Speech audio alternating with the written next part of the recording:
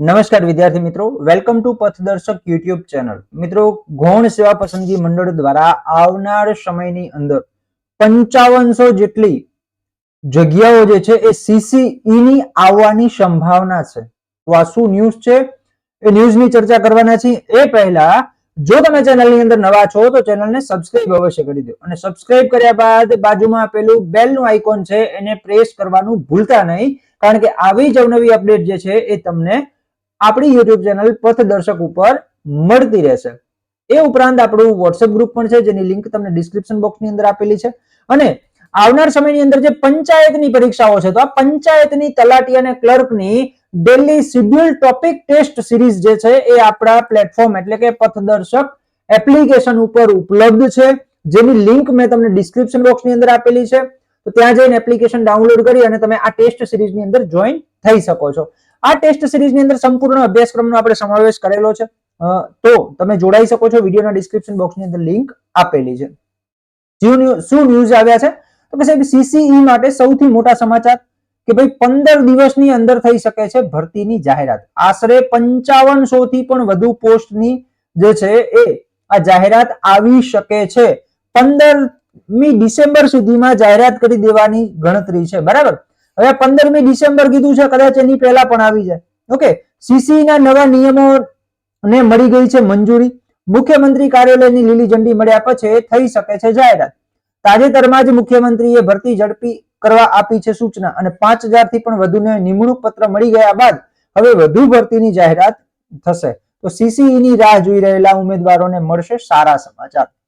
જો હવે 5500 જગ્યા છે, 5500 જગ્યા છે. બરાબર, સીસીઈ ની લાસ્ટ એક્ઝામ હતી, તો આ એક્ઝામ ની અંદર ઘણા બધા વિદ્યાર્થીઓ જે છે રહી ગયા હતા અમુક માર્ક્સ ના કારણે.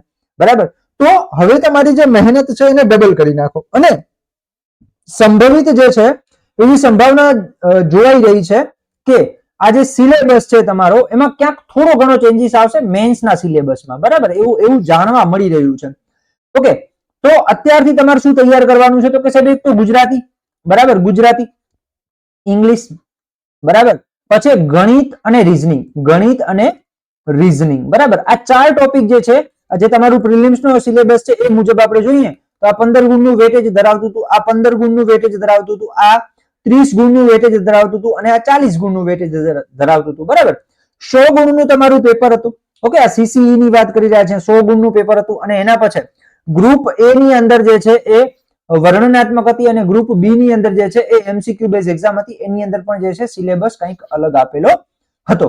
તો જે પણ વિદ્યાર્થીઓ સીસીઈ ની કાગડોળે રાહ જોઈને બેઠા છે એમના માટે આ સારા સમાચાર છે. ઓકે, જે જાણીતા પત્રકાર છે દીપક રાજાણી સાહેબ, એમના દ્વારા જે છે આ ટ્વીટ દ્વારા માહિતી આપણને પ્રાપ્ત થઈ છે.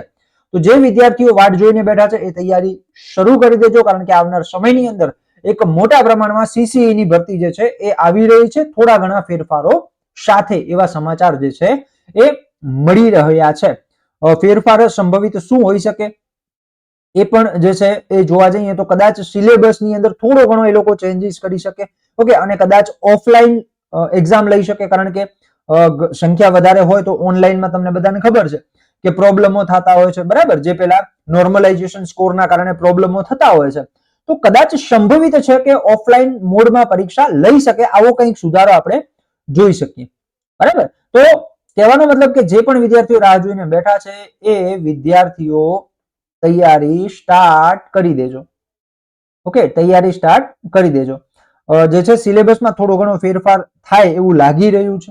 ઓકે, ચલો, તો આ માહિતી હતી તમારા સુધી શેર કરી. માહિતી તમને યોગ્ય લાગી હોય, સારી લાગી હોય તો તમારા મિત્રોને અવશ્ય શેર કરજો. ને આવી જ અવનવી માહિતી માટે વોટ્સએપ ગ્રુપની લિંક ડિસ્ક્રિપ્શન બોક્સની અંદર આપેલી છે, એપ્લિકેશનની લિંક ડિસ્ક્રિપ્શન બોક્સની અંદર આપેલી છે, ત્યાં જઈને તમે જોઈન થઈ શકો છો. જય હિન્દ એન્ડ જય ભારત.